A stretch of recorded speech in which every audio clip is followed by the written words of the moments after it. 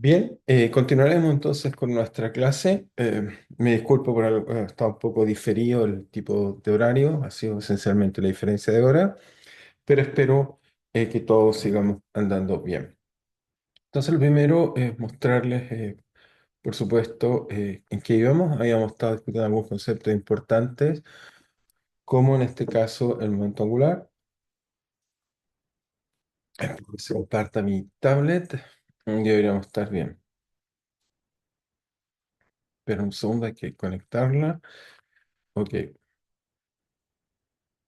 Solo un segundo, que parece ser que no la podemos conectar. Voy a...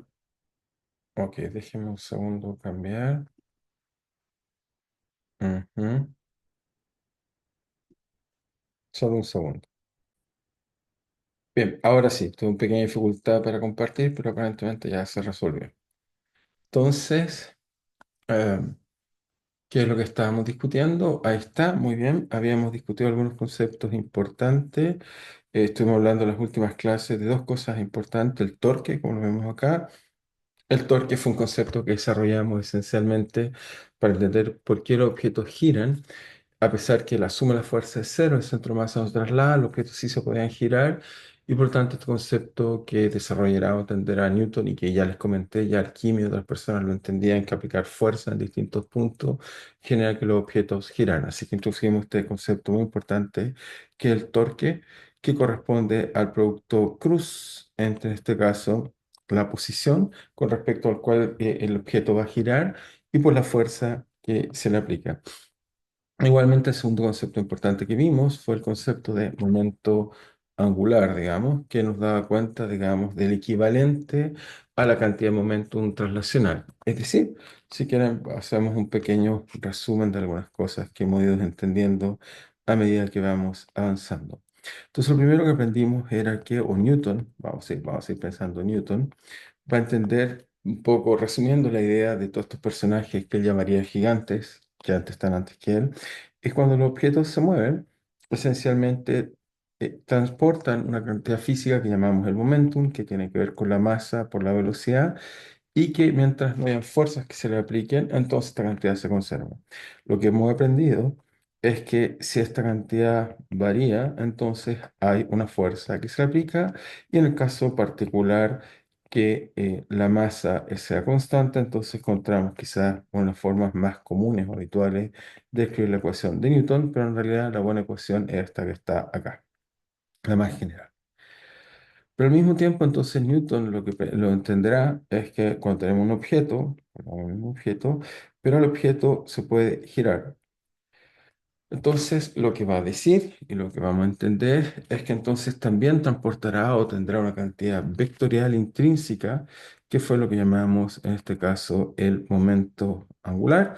Y esto angular, por ejemplo, si está girando respecto al punto O, se lo asociamos a un punto en el cual el objeto gira con respecto a ese punto. Y eso lo que vimos era que esencialmente era la distancia cruz, en este caso el momentum, bueno, estamos pensando en un objeto que tiene masas puntuales, cruz el momentum.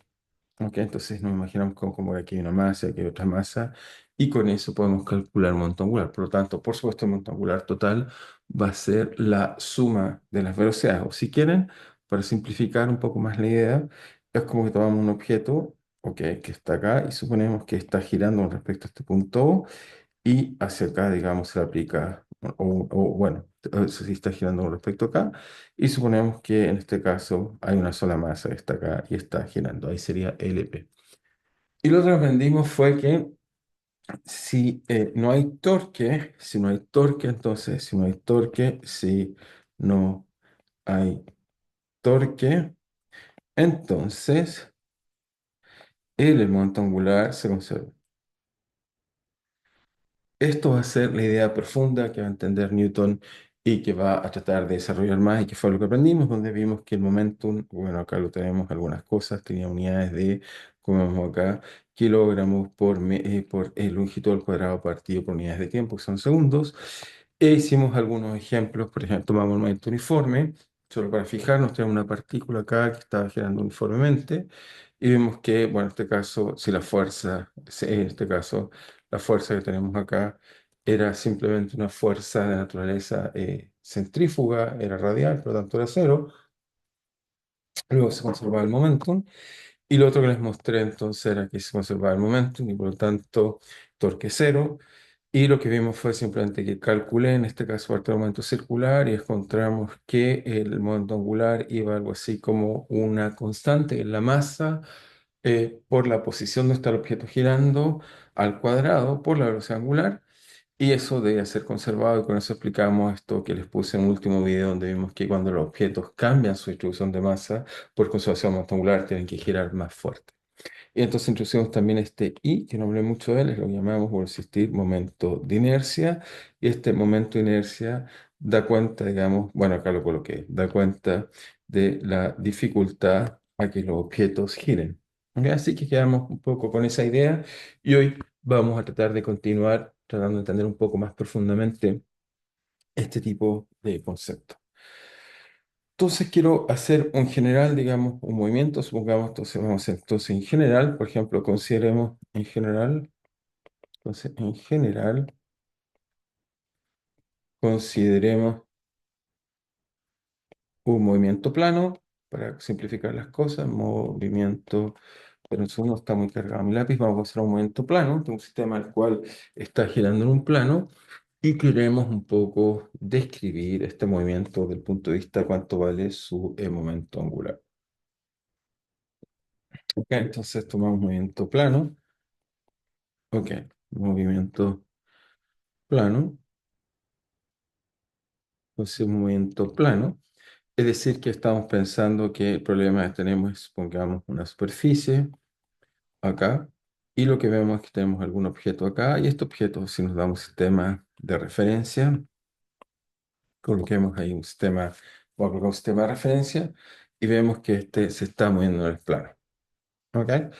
Entonces diríamos que acá tenemos un sistema de referencia, lo voy a colocar en rojo mejor, acá, y vemos que este objeto que está acá, llamémoslo R, está moviéndose, digamos, de alguna forma complicada en este plano. ¿Ok? Entonces, ¿cómo describir esto un poco mejor o dar cuenta usar el momento angular? Porque obviamente el objeto es un objeto material, tiene masa y por lo tanto tiene, por supuesto, al tener masa tiene un momento angular y como tiene un momento angular, entonces podemos describirlo. La pregunta es cómo es este momento angular. Entonces, la forma de escribirlo naturalmente, en forma simple, es que uno va a introducir aquí. Vamos a tratar de introducir, porque todavía no se carga el lápiz, solo un segundo, no sé por qué no se está cargando. Ahí. No está quedando en una buena posición. Ok, muy bien.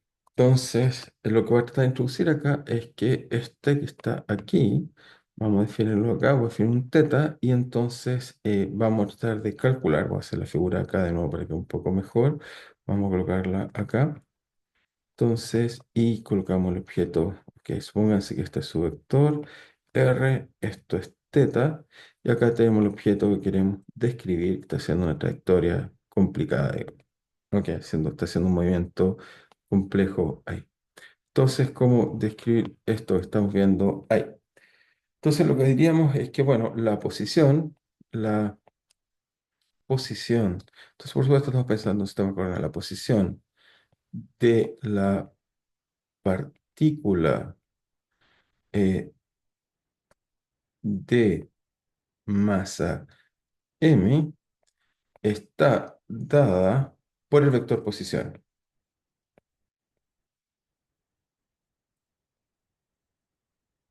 Es decir, estamos diciendo que el vector posición es simplemente en este caso R por R unitario, donde, bueno, que es R unitario, no nos olvidemos, R unitario entonces sería este vector que va en esta dirección, y por supuesto podemos definir un vector ortogonal que sería teta unitario. Entonces hacemos notar, digamos, qué es lo que significa R unitario y teta unitario en este caso. Ujú. Muy bien. Entonces, esperemos que se nos cargue un poco mejor el lápiz. Entonces vamos en página 63. Muy bien. Entonces lo que estamos diciendo es que donde R es la distancia que se encuentra la partícula en la dirección radial. Muy bien. Y ahora lo que necesitamos hacer está bien, con esto tenemos R, y me gustaría construir en este caso, el momento angular de esta partícula que está haciendo trayectoria, como vemos ahí. Pero entonces nos damos, si quieren pensarlo como que tenemos una trayectoria, nos damos esta trayectoria y quisiéramos entender entonces cuál es en este caso la velocidad de esta partícula. Entonces lo que queremos calcular, que es el momento angular, L, entonces en este caso L, debería estar dado simplemente L, debería ser algo así como R, R digamos, cruz, en este caso la masa por R punto.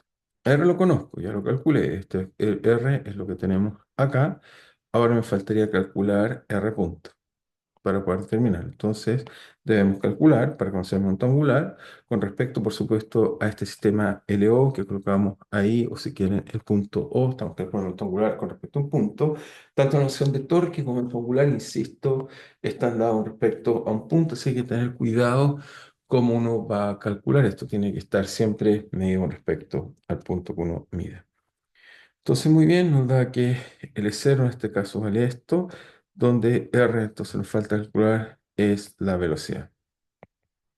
Entonces, ¿cómo calculamos la velocidad? Bueno, simplemente uno diría, bueno, eso tiene que ser de A de t, la tasa de variación instantánea de R, eso debería ser de A de t, de la distancia por el vector. En este caso, como vemos, el vector al moverse se puede ir cambiando de dirección y por lo tanto debemos tener cuidado cómo lo calculamos. Entonces, cada función es función, notar bien, cada una de estas son funciones del tiempo, es decir, que de A de t, perdón, sin vector es la distancia, puede cambiar con el tiempo y el vector unitario también cambia el tiempo.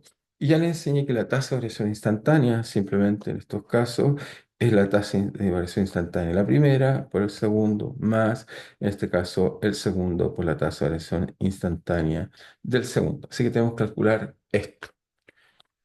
Entonces, R punto simplemente sería la rapidez, donde entonces entendemos la dirección radial, donde R punto es rapidez en la dirección radial, pero R punto es un poco más complejo. Deberíamos saber qué es lo que es R punto de esto que está acá. Entonces, para resolver esto, nos recordamos que lo que es R es el vector que está acá.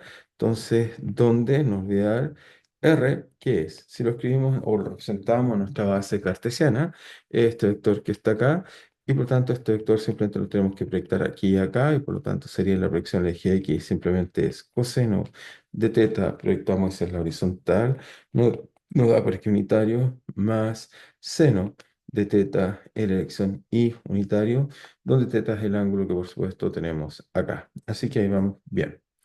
Ahora si tomamos punto de esto, entonces nos recordamos d a dt de r, que eso es r punto.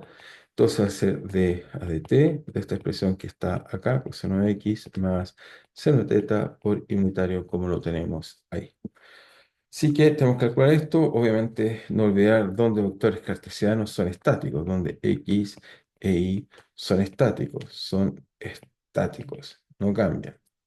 Por lo tanto, solo tengo que calcular ahora qué pasa con teta, pero donde también, y también deberíamos decir que teta es la única función que nos queda de t, porque cuando la partícula se está moviendo, ok, por supuesto el ángulo va variando con el tiempo. Así que efectivamente esta variable sí es función, digámoslo, de t. Ok, esta sí es una función que tenemos de t y por lo tanto deberíamos poder calcular qué es lo que hace. Muy bien, entonces calculemos cómo nos queda esta variable de t. Entonces nos quedaría que o sea, nos quedaría simplemente este caso que d a de t de R unitario, sería esto acá sería d a de t de coseno de la versión instantánea de x más d a de t de seno de teta de i. Nos queda exactamente este tipo de variación. Entonces, ¿qué hacemos acá? Bueno, usamos la estrategia, simplemente nos recordamos que esto de acá es simplemente d a de t de coseno de teta es igual a d el diferencial de coseno de teta partido por delta t, y acá lo multiplicamos por un delta t por un delta t. ¿Eso de qué nos va a servir? Bueno, nos sirve simplemente de que d a dt de coseno de teta es igual entonces a delta coseno de t partido por delta teta, por, en este caso, delta t, perdón, delta teta sí, partido por delta t. Y por lo tanto nos queda que eso es formalmente algo así como el diferencial de a de t por la tasa de variación con respecto a teta por teta punto. Y ya hemos visto que la variación simplemente de alguna función del tipo coseno de t, tasa instantánea, es simplemente menos seno. Así que usamos ese hecho, entonces nos queda d a de t de coseno de teta es igual a menos seno de teta por teta punto.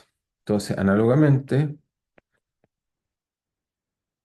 dado que necesitamos también calcular qué le pasa al seno, tenemos que d a de t de seno de teta, eso debería ser d a de teta de seno de teta por teta punto, y en este caso la tasa de variación instantánea de seno de t habíamos visto que era coseno de t, así que esto es coseno de teta por teta punto, y luego esto va a implicar entonces que nuestra tasa de variación de R unitario es simplemente lo que tenemos acá, es la expresión que queremos calcular aquí. Reemplazo lo que acabo de contar. Encontramos que esto es simplemente d a de t, vale simplemente menos seno de teta en x unitario por teta punto, más coseno de teta por teta punto en la elección y unitaria. Y si uno se da cuenta, esto tiene un factor común. ¿Cuál factor común? Es, por supuesto, es teta unitario por menos seno de teta, x unitario más coseno de teta por y unitario. Y nos hacemos la pregunta, ¿qué es este vector? Pero si miren, este es un vector simple de identificar. Si volvemos a nuestra imagen que estaba acá, o lo podemos traer acá. Bueno, voy a hacer quizás copiar y llevarla acá para hacerlo un poco mejor. Lo copiamos y lo pegamos y tratamos de entender qué es lo que es ese vector que está ahí. Lo pegamos acá, ordenamos un poco las cosas. Ok, voy a sacar esto que está acá. Muy bien, lo voy a volver a sacar. Ujú. Bueno, queda un poco más claro. Muy bien. Entonces, ¿qué nos da? Nos da en este caso que fíjense que seno de x es, si fíjense, si este ángulo es teta, este es el complemento de teta y luego también es teta. Ok, así que ese ángulo que está ahí también vale teta.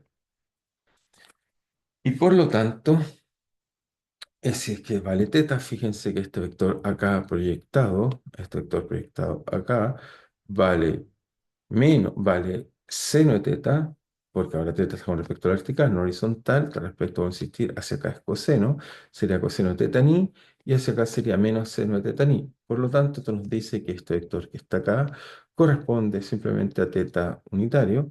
Pero luego lo que encontramos es que la variación esto nos enseña que la variación instantánea de t de r es igual simplemente a teta punto por el vector teta unitario.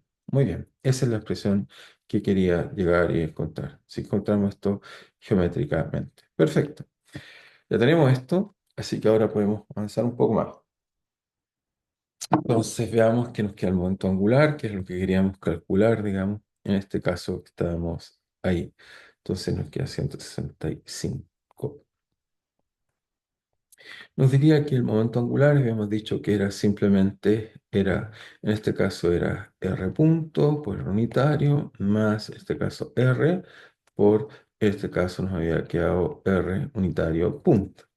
Ahora lo acabamos de calcular, y luego nos queda entonces que L vale simplemente R punto R unitario, más R por teta punto por, en este caso, teta unitario. Así que eso nos da la expresión del momento angular en general en un momento plano. Entonces, eso es el momento angular cuando tenemos un objeto plano. O sea, cualquier objeto que se esté moviendo en un plano, lo que vemos esencialmente, o sea, imagínense el objeto se está moviendo en este plano que vemos acá. Entonces, lo que vemos en este caso es que cuando el objeto se mueve en ese plano, entonces vemos que su momento angular es simplemente tiene una componente radial que tiene que ver con la velocidad de la dirección radial y tiene otra componente que es la dirección teta unitario que tiene que ver con, en este caso, la velocidad angular. Entonces, notar bien, observación, observación. El primero teta punto es la velocidad angular.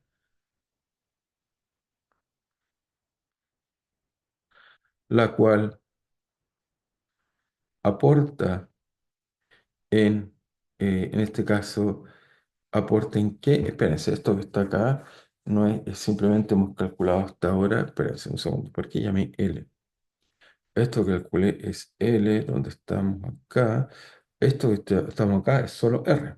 No R lo que hemos calculado. No hemos calculado momento angular. Siempre estaba pensando en momento angular. No, hemos calculado R de ADT de R.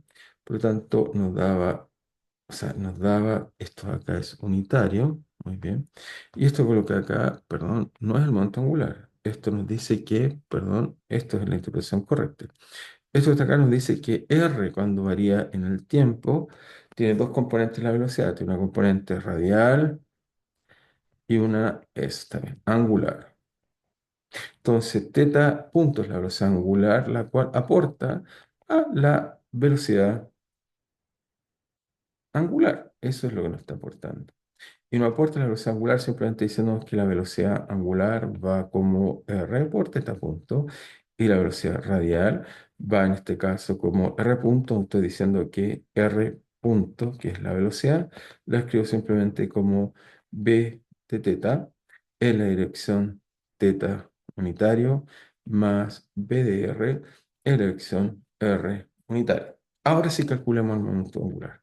Entonces, ahora calculemos cuánto vale en este caso el momento angular. Y con eso, una vez que sepamos cuánto es el momento angular, vamos a poder determinar bien este problema. Entonces, entonces ahora calculamos momento angular. Entonces, momento angular simplemente lo calculamos como, en este caso, L es R cruz. En este caso, la masa, el momentum, la masa por R punto, eso es el momentum. Entonces, ¿qué nos queda? Nos queda que el momento angular es R cruz, en este caso, simplemente, y R, no nos olvidemos que es R. R lo vamos a escribir más explícito, es R por R unitario, cruz, R punto, en la dirección R, más, en este caso tenemos R, teta punto, en la dirección teta.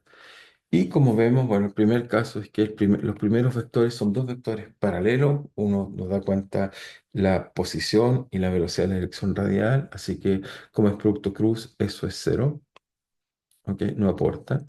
Y por lo tanto, lo que aportaría el momento angular, obviamente, solo lo que tiene que ver con la velocidad angular, que nos quería en este caso sería r al cuadrado por teta punto por el vector r cruz teta, que si lo definimos R cruz teta y vuelven acá, o lo piensan en el plano, como lo hemos colocado acá, R, entonces R, fíjense, R iría en esta dirección, sería R unitario, teta unitario iría hacia acá, o sea, teta unitario iría hacia acá, y por lo tanto nos queda que el vector, que el producto cruz, va en la dirección que es ortogonal en este caso, que es, va de R, y usando la mano derecha, nos quería que es R cruz teta, este vector ortogonal, que déjenme llamarlo Z, que está en esta dirección, como vemos hacia acá, en la dirección ortogonal de este problema. Por lo tanto, nos quedaría eso que está ahí. Muy bien. Luego eso nos dice que entonces el primero que nos encontramos, que el momento angular de un momento arbitrario en un plano, siempre está simplemente relacionado a la distancia al cuadrado donde está por la velocidad angular en la dirección ortogonal al movimiento. ¿Ok? Y esto es muy general.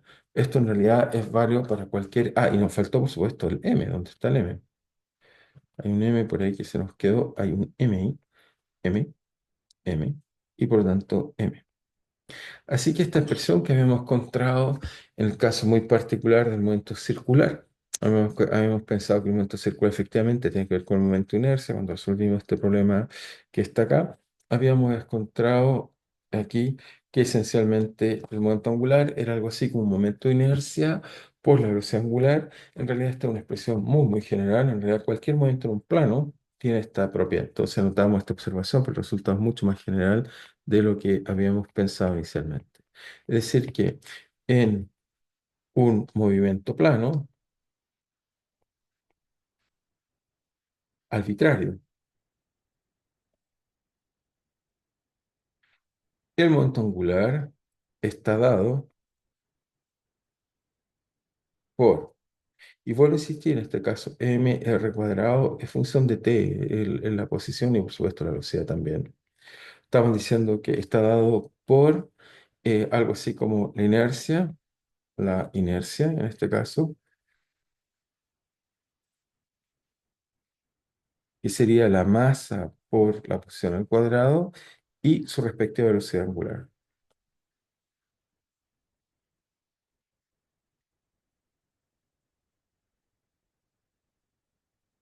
Sí, el resultado es mucho más general de lo que esperamos. Así que un muy buen resultado. En realidad, esto es que vale mr cuadrado teta, en realidad es válido para cualquier movimiento, en realidad, plano. Muy bien, entonces ahora vamos a volver finalmente a algo que hemos hecho hace mucho tiempo, que se los hice hacer en realidad, o muchos incluso resolvieron como lo voy a resolver ahora, que es el problema, digamos, de considerar, en este caso, un péndulo. Veamos entonces si consideramos un péndulo, ¿ok? ¿Qué es lo que pasa?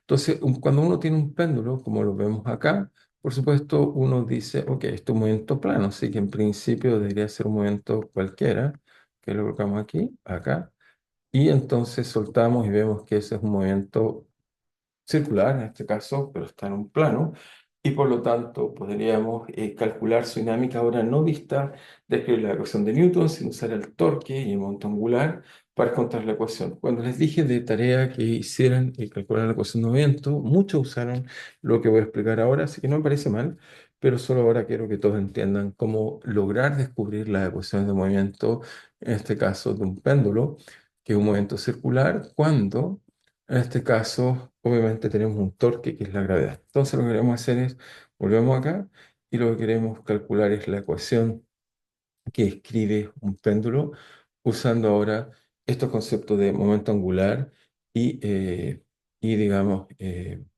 acá está, torque. Entonces, ecuación de un péndulo. Ahora sí la podemos escribir.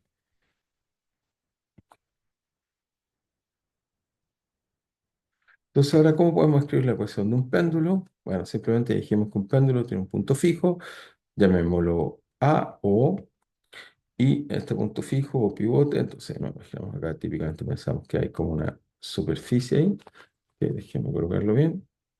Entonces, no, todavía no se me carga bien el lápiz, desgraciadamente. Entonces tenemos ese punto A. Ujú. Creo que se me corre esto que está acá. Esto no está dejando que se cargue bien. Ya está. Entonces colocamos acá una cierta distancia, colocamos un objeto que tiene masa m bajo el efecto de la gravedad. Y entonces queremos de alguna forma encontrar la dinámica del péndulo. ¿Cómo? ¿Cuál es la dinámica? ¿Cuál es la dinámica del péndulo? Y esta vez, a diferencia de lo que alguna vez le di de tarea, en vez de usar las ecuaciones de movimiento, un poco más complejo, vamos a tratar de calcular usando otra forma de crecer el problema, que es usando el momento angular y veamos qué se puede resolver y entender un poco cómo funciona el péndulo. Entonces, para esto simplemente uno introduce un ángulo, ¿ok? Este ángulo con respecto vertical, llamémoslo teta. Esto tiene una distancia L, entonces aquí acá llamamos L esa distancia, muy bien, luego quizás la voy a hacer con otro color, pues si no, L esta distancia. Y entonces lo primero que uno diría es que, bueno, la velocidad, entonces, ¿cuál es la dinámica del péndulo? Entonces, respuesta, lo que deberíamos hacer es simplemente, es primero que nada, definir la velocidad.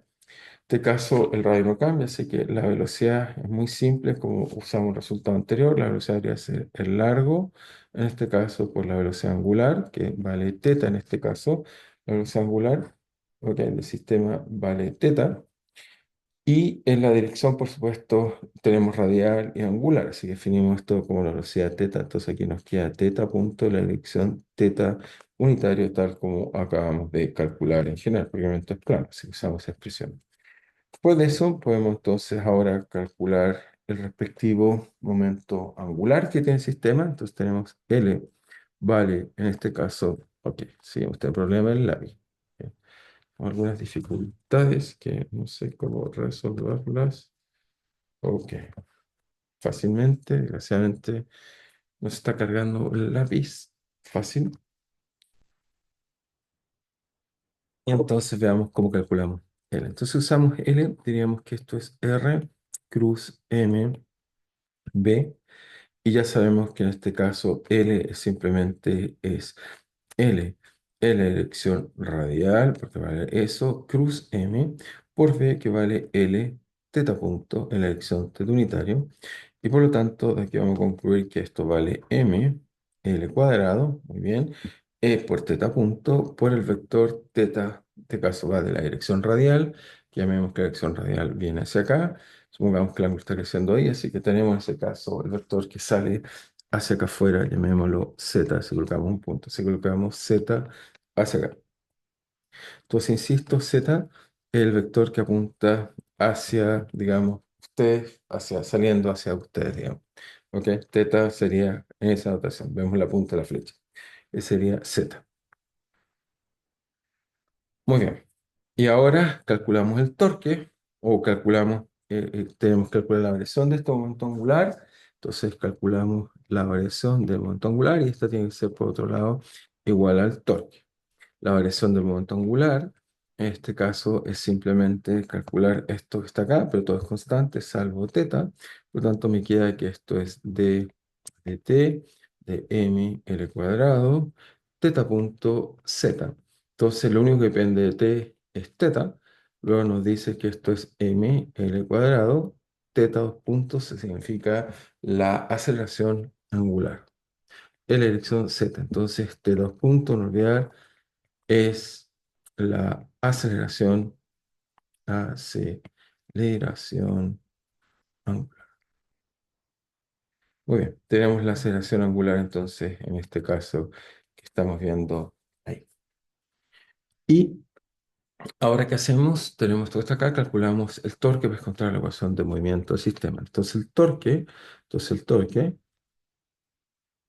sería en este caso la única fuerza que se está aplicando acá, que hace torque, es la gravedad que está hacia acá abajo. Así que eso nos quería que vale simplemente la posición, que vale L, R, R unitario, cruz el peso, que en este caso vale menos mg, en la dirección que llamemos ahora y, porque z lo estoy usando para el vector hacia afuera. Entonces aquí, si quieren, estoy colocando, voy a hacer un sistema de coordenadas, estoy colocando un sistema acá, donde esto es y, x, entonces, y ahí sí me da bien z, es decir, que y va para allá, x para acá, y eso es y eso nos da z hacia allá. Entonces nos queda R, que es este vector que está acá, cruz, entonces mg. Entonces esto nos diría que es, simplemente nos diría que debería ser, ¿qué cosa? Debería ser la magnitud de los vectores, por lo tanto eso debería ser simplemente la magnitud de los vectores, que en este caso vale L, M, G, ok, mantenemos el signo menos, de, en este caso, R, cruz, Y. Pero R cruz Y, hagamos geométricamente acá, entonces R es un vector que apunta hacia acá. Ujú. Y es un vector que apunta hacia acá. ¿Ok? Si quieren, usamos, tenemos un menos, podríamos usar menos Y para que usemos el signo que está acá, de todas maneras, para que sea más fácil el cálculo. Entonces, hacia acá abajo, entonces sería Y, por lo tanto, menos Y iría así, y esto es R. Entonces sería simplemente el seno entre estos dos ángulos, pero ahora voy desde R, no olvidar que voy desde R a Y, ok, de R a menos y ese vector me queda en la dirección opuesta. O sea, estoy diciendo que R cruz menos Y va apuntando hacia adentro, no hacia afuera, así que eso va como menos Z.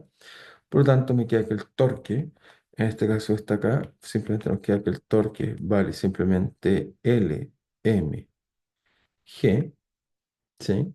Nos queda L, M, G, es la dirección menos seno, por supuesto, hay un ángulo teta entre los dos, seno en la dirección Z. Y por otro lado tenemos que el torque es la variación del momento angular, que ya lo calculé, que vale en este caso M L, 2 puntos, L al cuadrado por teta 2 puntos, L dirección Z. Y muy bien, con esto nos permite entonces contar la ecuación del péndulo. Nos va a quedar que si igualamos esto, nos queda que M, L al cuadrado, teta 2 puntos, los dos están en Z, vale menos L, mg seno de teta. Podemos dividir las cosas para que quede la ecuación más minimal posible. Nos queda que la ecuación que escribe el péndulo en realidad es teta 2 puntos vale simplemente menos, en este caso g, partido por L, seno de teta. Así que finalmente eso nos lleva a la ecuación de un péndulo. Esto es lo que se hace efectivamente un péndulo y vemos que lo podemos derivar sin ningún problema usando esta condición del momento angular. Entonces, ¿esto de qué es? ¿Por qué es interesante? Nos puede servir, digamos, de interés, digamos. Es lo siguiente. Nos va entonces a mostrar, si es que quieren verlo acá, volvemos acá a la simulación, segundo, y acá. Muy bien. Entonces, lo que hace el computador en realidad no está resolviendo la ecuación de Newton a partir de gravedad, sino que resuelve la ecuación que acabamos de escribir. Y esta ecuación, entonces, como vemos, fue la que les mostré que había una cantidad conservada y nos daba todo este bonito lugar en el espacio de fase. Nos mostraba estas trayectorias que son complicadas, que se llaman curvas elípticas, como vemos acá, y también tenemos funciones trigonométricas para ángulos pequeños. Entonces, es eso lo que entonces describe la ecuación del péndulo, que es lo que estamos un poco viendo ahora. Así que finalmente logramos al fin escribir la ecuación para el péndulo en este contexto, gracias a la noción de torque y momento angular. Así, cuando los objetos giran, a veces es muy útil poder calcular, más bien, en vez de usar ecuaciones de Newton, es mucho más eficiente usar las ecuaciones de torque para encontrar las ecuaciones de movimiento. Muy bien. Entonces, ahora volvamos a la tablet y vamos a tratar de entonces, muy bien. Ver qué podemos, digamos, entender aparte de esta ecuación bonita de movimiento. Ok, entonces lo que vamos a hacer ahora, ya tenemos la ecuación digamos, torque, vamos a estar de colocar, entonces ahora vamos a mostrar un poco, vimos que habíamos visto hasta ahora sistema de partículas, dejen recordar, sistemas de partículas, motivado, si quieren, pues tenemos un sistema en el cual no tiene muchas partículas, o sea, teníamos, por ejemplo, un contenedor y había muchas partículas que tenía el sistema y se movían, digamos, para todos lados. Entonces vimos algunas cosas interesantes que quiero que volvamos a discutir con cuidado, digamos. Entonces, por aquí tengo una applet para volver a discutir ese sistema de partículas que estamos discutiendo, que creo que debería estar en este que está acá. Déjenme checar si es este el correcto. Sí, entonces no, este no es el correcto. Tengo desgraciadamente muchas ventanas abiertas. Yo creo que este es el correcto. Muy bien. Entonces tenemos acá, este que está acá, tenemos un gas de partículas, muy bien. Y como habíamos visto, era que habíamos colocado las ecuaciones que describen las ecuaciones de Newton que da el sistema. Aquí tenemos algo así como 200 partículas. Y entonces queremos un poco entender y describir el problema que estamos viendo ahora en pantalla. Entonces, desde un punto de vista translacional, mostramos que introduciendo el centro de masa, hay unas ciertas simplificaciones y vamos a tratar de discutir un poco cuál es el rol, digamos, en este caso, del centro de masa y el momento angular cuando tenemos un sistema de muchas partículas. Eso es lo que quiero mostrar. Entonces volvemos a esta idea, que déjenme colocarme acá, y veamos cómo podemos usar esta idea profunda acá. Déjenme abrir aquí. Muy bien. Entonces, ¿qué era lo que habíamos visto? Bueno, teníamos muchas partículas, suponemos que hay de una a n partículas, introducimos primero que nada varias cosas, hablamos de centro de masa, lo introducimos como simplemente la sumatoria de i de 1 a n de la posición promedio de las partículas pesadas por su masa, dividida por la suma de las masas. ¿Ok? Y por otro lado también a partir de la ecuación de la partícula mi, o sea, tengo distintas partículas, o sea, me hay una posición cualquiera acá, S, entonces cada partícula tiene una posición, esta llamé RI. Entonces a partir de ella encontramos que la ecuación para la partícula MI, que puede tener una masa distinta, cada una puede tener masa distinta, esta era MI. Vimos que MI por R dos puntos, satisfacía que era igual a las fuerzas en I externas más las fuerzas de interacción de las otras partículas. O sea, las otras partículas sobre ella, por ejemplo, ejercían algún tipo de fuerza de interacción y esa simplemente la abreviamos así, llamándola simplemente como J, y eso vamos a hacer todas las partículas J de 1 a n, con J distinto de I, por supuesto, y vemos la fuerza de la partícula J sobre la partícula I, y escribimos las ecuaciones de la forma que acabo de escribir acá. Entonces teníamos esta ecuación. Y lo que les mostré, entonces, varias cosas que les mostré, vamos a ver aquí, se lo voy a meter mucho sonido, varias cosas que les mostré, entonces, era la siguiente.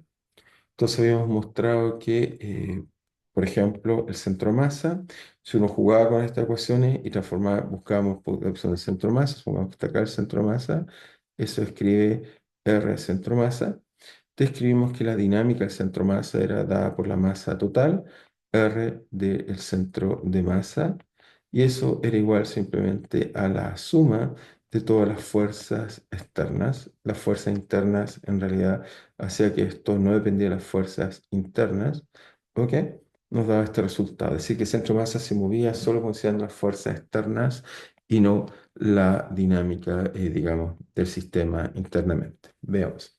Entonces lo que quiero hacer ahora es preguntarme, dado esta idea, es preguntarme, digamos, qué pasa con el torque, digamos, en general, ¿ok? Preguntarme cómo es el torque en general y también quiero ver el torque con respecto al centro de masa.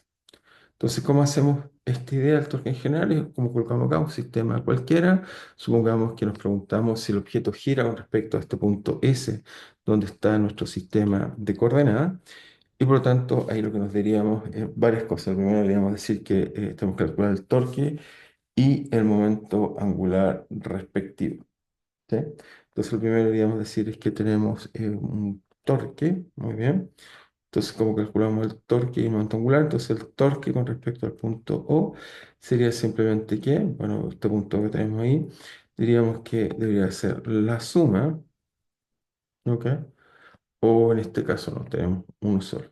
Es, primero que nada, el torque con respecto al punto O sería simplemente de una partícula I, ok, sería en este caso R sub I, vamos a ver, I no J, cruz, en este caso la fuerza, o si quieren, es la fuerza que hay sobre la partícula I, y esta tiene dos componentes, tiene una componente externa y tiene una fuerza acá que no es externa, que es la fuerza de interacción entre las partículas. ¿Ok? Tengo esta fuerza que puede tener interacción entre las partículas, que es de la forma I sería la partícula J aplicada sobre la partícula I, sumada sobre las partículas J desde 1 a n con J distinto de I. Eso sería el torque que estaría ejerciendo la partícula I, pero cada partícula aporta el torque total, así que entonces tengo que sumar sobre, en este caso, I desde 1 a n. Entonces lo que tengo acá, voy a insistir, eso es el torque de la partícula I sobre, o torque aportado partícula I. Y después lo que hago es que, por supuesto, me pregunto el que aportan todas las partículas, digamos, si no, no tendría sentido. ¿Ok? Así que me queda que eso sería el torque con respecto a O. Vuelvo a escribir acá. ¿Cuál es ese torque? Lo escribimos acá un poco más en general. Es simplemente el torque en O. Va a ser la sumatoria de I desde 1 a N, RI cruz, entonces FI externo más, entonces, este término está acá de J igual 1 a N con J distinto de I, de, en este caso, la fuerza de la partícula J aplicada a I. Muy bien, tenemos esta expresión que colocamos a I. Muy bien. Y después, por otro lado, nos debemos preguntar qué relación tiene esto con el torque total. Entonces, por otro lado, también, o sea, uno se puede preguntar esto, cada uno de estos torques que estoy calculando, y si el torque con respecto al punto O. Por otro lado, el torque de I, ese torque que sume ahí, debería también ser igual, debe ser igual a simplemente el torque que le ejerzo con respecto al punto I, ok, o que aporta el punto I vista desde O.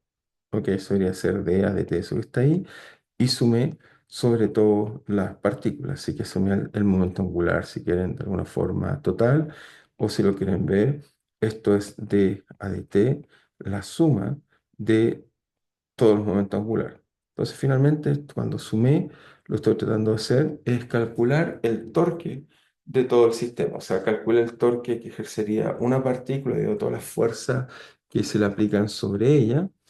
Eso debería ser igual al al momento angular de variación de esta partícula, pero si ahora lo hago sobre todas las partículas, me daría entonces, por un lado, el torque total con respecto al punto O, y también me da el momento angular total con respecto a ese punto O en cuestión. ¿Ok? Entonces, donde si quieren L, no olvidar, LI era simplemente sería RI cruz M, en este caso R sub I. ¿Ok? Ese sería el punto, esta es la velocidad.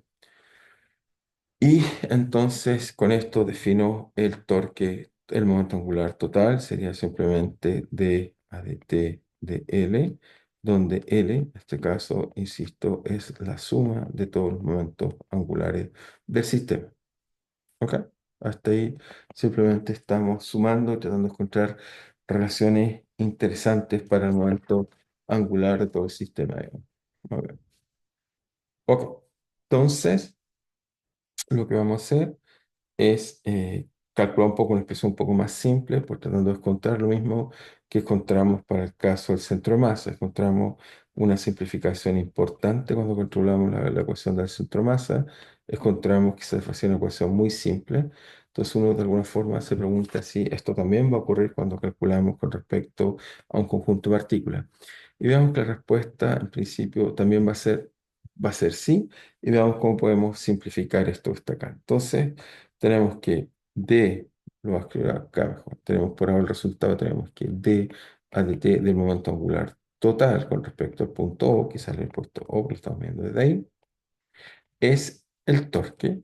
Y este torque tiene dos componentes. Tiene una componente, es la suma de I a N, de RI cruz, en este caso F sub I externas, más tiene una sumatoria en I en realidad de 1 a N, J de 1 a N, con I distinto de J, de simplemente R sub I cruz F J I, que es la fuerza que ejerce la partícula J sobre la partícula I.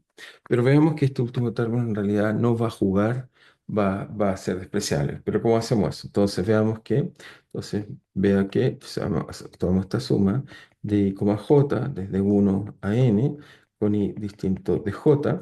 De esto está acá R I cruz F J I. Veamos que esto se puede escribir dos veces. Se puede escribir de la siguiente forma. Se puede escribir como sumatoria de R, I, cruz, F, J, I. Es lo mismo que teníamos antes de I y J desde 1 a N con I distinto de J. Más, y ahora con la misma suma, pero la suma es mu, así que puedo colocar acá RJ. ¿Ok? Tengo todo el derecho de colocar RJ, cruz, FIJ. Es lo mismo, solo que escribí la suma intercambiando ahora los índices. No he cambiado nada, hago la suma de I de J de 1 a N con I distinto de J. ¿Ok? Y entonces fíjense, bueno, insistir en esta última parte, si es que alguien se perdió, miren bien, ahí es la misma suma, solo que acá la suma corriendo en el índice I y acá corre la suma corriendo en el índice J. Pero aquí vamos a usar una cosa interesante que usamos acá el principio, llamaríamos entonces este caso, anotaríamos principio de acción y reacción. Nos dice que FIJ es menos FJI. Por lo tanto, si usamos esta relación, podemos simplificar un poco este término que está acá. Fíjense, esto que haría simplemente es un medio. ¿Es un medio de qué? Un medio de, si miramos con cuidado, podemos simplificar algunas cosas, tengo un factor común, ahora el f, si quieren ji, es igual, será un signo menos, así que me queda la sumatoria de i, de i, j, de 1 a n, con i distinto j, ¿de qué? De r sub i menos rj, saco el factor común, cruz f, ji. Entonces tenemos todo esto acá. Y aquí vamos a hacer un supuesto, vamos a decir que es supuesto, vamos a hacer un supuesto, consideraremos que FJI es central. ¿Qué quiere decir que sea central? Fíjense que hasta ahora, si yo coloco la partícula acá, imagino una partícula RI, entonces está aquí RI, y acá está RJ. ¿Ok? Nos imaginamos que la partícula RI está ahí y RJ está acá. Entonces, ¿qué es lo que pasa acá? Entonces nos da otro sistema de coordenadas aquí. Entonces, S, esto entonces vale RI y esto vale RJ.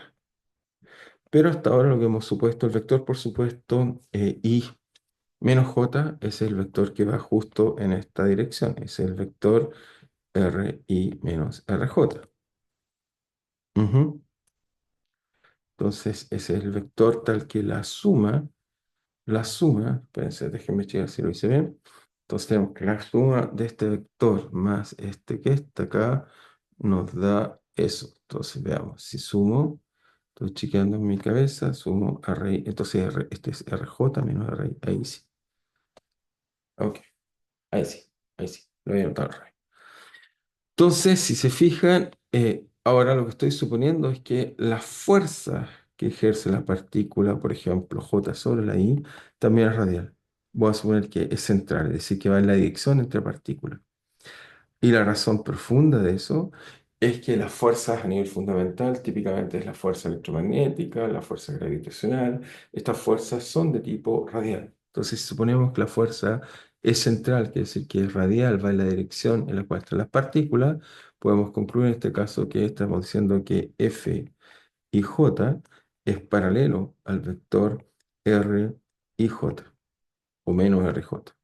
Y por lo tanto nos dice que este término, si estos dos vectores son paralelos, entonces nos dice que estos dos vectores son paralelos, S con S, luego es cero, luego este término acá es cero, y nos dice entonces que lo único que nos quedaría de nuestro momento angular que tenemos acá, nos dice que el momento angular total con respecto al punto O es igual simplemente al torque que genera las fuerzas externas, es decir, que vale simplemente I de 1 a n vale en este caso RI cruz la fuerza I externa. Por lo tanto, las fuerzas internas no aportan a la dinámica del torque, eso es lo que nos está diciendo.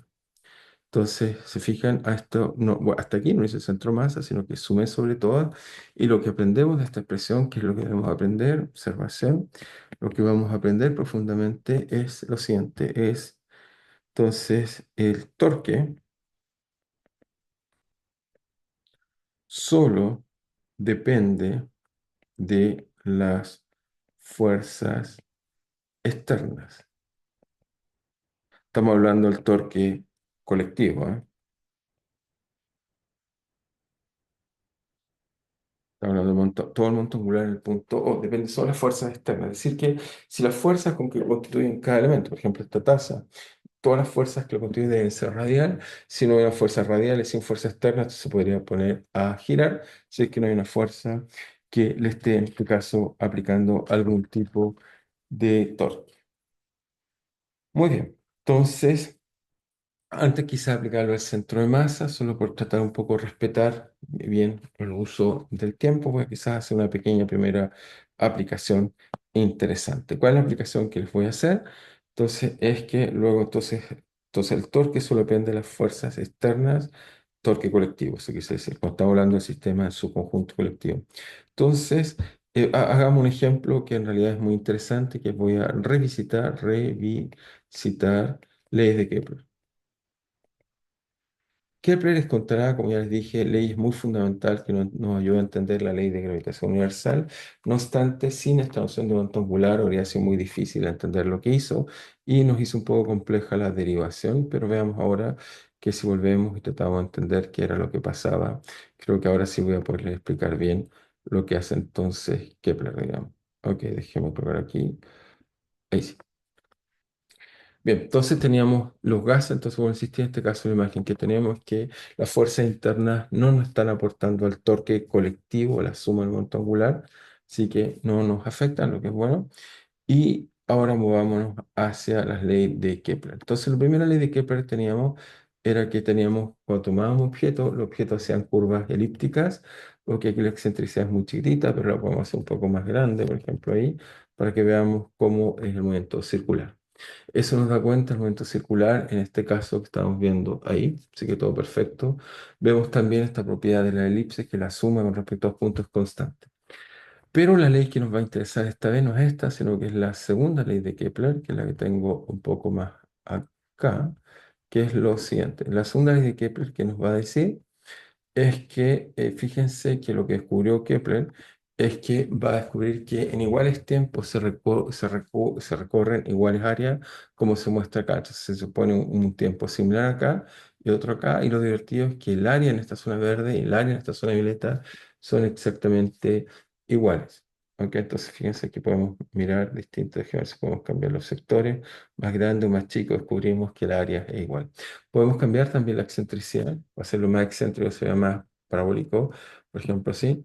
Lo que vemos en estos casos es que efectivamente Kepler lo que descubrir es que en iguales periodos el área cubierta por la trayectoria o recorrida por la trayectoria es la misma.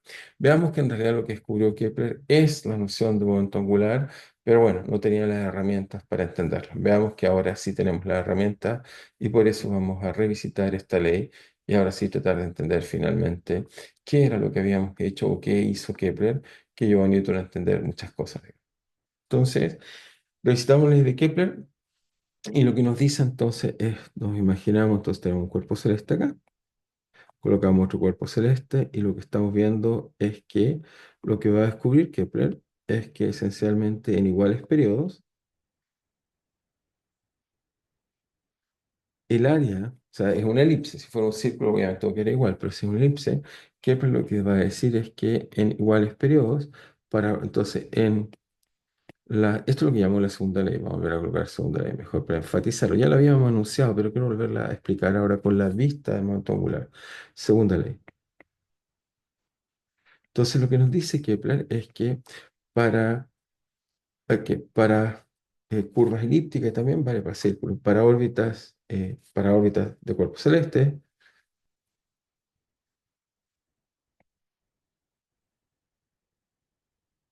tenemos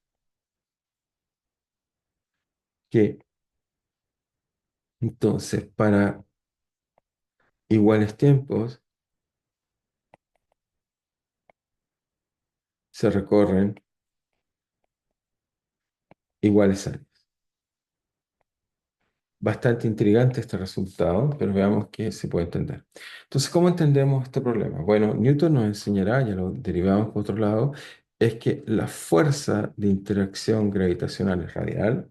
Entonces, la fuerza gravitacional es simplemente la constante G universal m. Nos paramos, por supuesto, esto parado en algunos cuerpos celestes.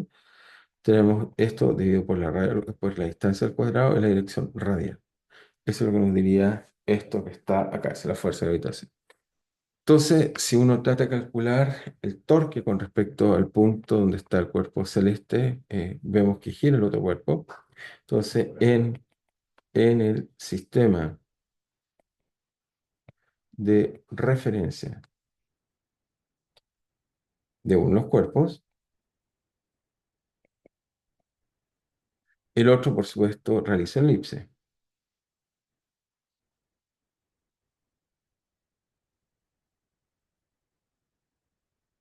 Ujú. El otro realiza una elipse. Y lo que vemos, entonces, es lo siguiente. Realiza una elipse.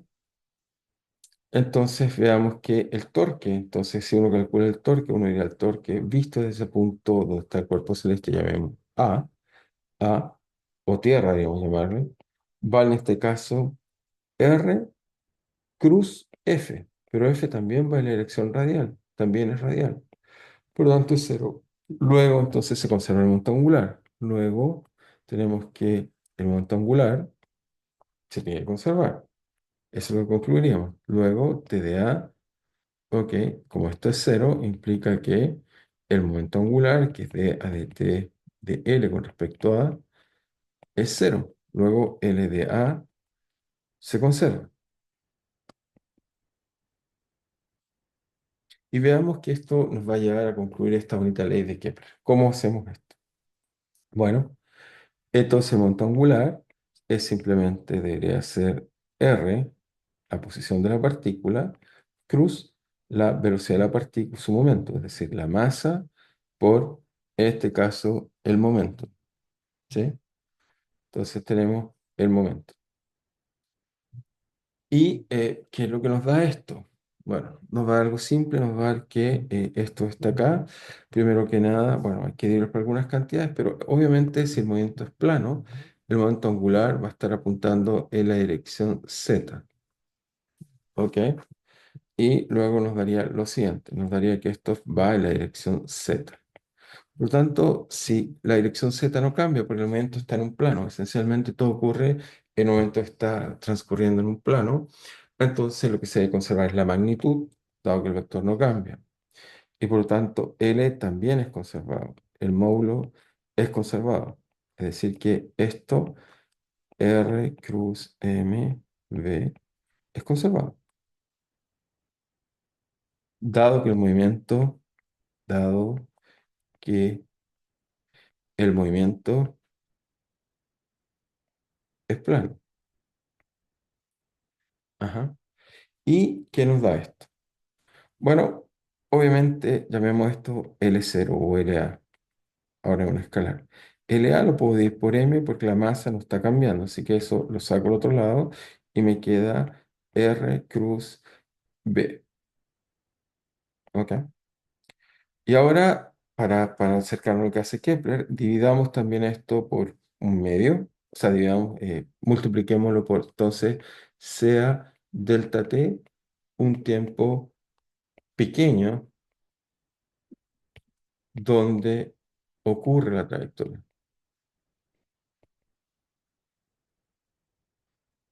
Entonces, ¿qué es lo que tenemos? Que también, entonces, delta t suponemos que lo estoy dejando fijo. Es un tiempo pequeño donde ocurre la trayectoria y fijo. Por tanto, si multiplico, tengo L de A por delta t partido por M y me permiten, voy a también dividir por 2 para hacer la interpolación geométrica. Nos queda que esto es R cruz la velocidad por delta t partido por 2. Bueno, ¿qué es esto? Esto que está acá, fíjense, la velocidad de la trayectoria es así, entonces voy a hacerla, voy a colocarlo acá. La partícula está por aquí, esto es R. Y en un delta t pequeño, suponemos que delta t infinitesimal, para pensar, lo que descubriríamos es que entonces la velocidad por delta t, es simplemente el desplazamiento, y lo llamamos delta R. Es decir, que delta R es la velocidad por un desplazamiento pequeño. Y el producto cruz de los dos nos daría entonces, en este caso, es el seno del ángulo por esto, pero el ángulo que está acá es 90 grados, porque son ortogonales, por lo tanto, localmente es ortogonal. Y entonces nos queda base por altura, y si lo divido por 2 nos queda entonces un triángulo. Nos queda entonces, ok, lo voy a colocar con otro color, base por altura dividido por 2 nos queda que el producto de eso que está aquí es exactamente esa área que está ahí. Por lo tanto, esto nos diría que L por A, esta cantidad que está acá, nos da el momento angular, el módulo del momento angular en un tiempo fijo partido por 2 mt, si se conserva, eso matemáticamente es R cruz delta R partido por 2, eso es el área recorrida en un instante, área recorrida, recorrida en un delta t. ¿Ok? Y se fijan ahora sí, fíjense, todo esto que está acá es constante. Por lo tanto, porque LA se conserva, la masa es constante, el 2 es constante, el T dije que era constante, luego que uno concluiría que conservación de momento angular implica conservación. Entonces, ¿qué implica la conservación de momento angular en este caso?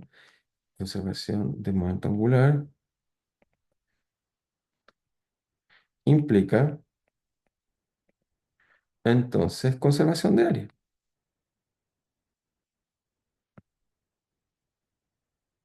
Y esto fue lo que encontró, esto es lo que llamamos segunda ley de Kepler.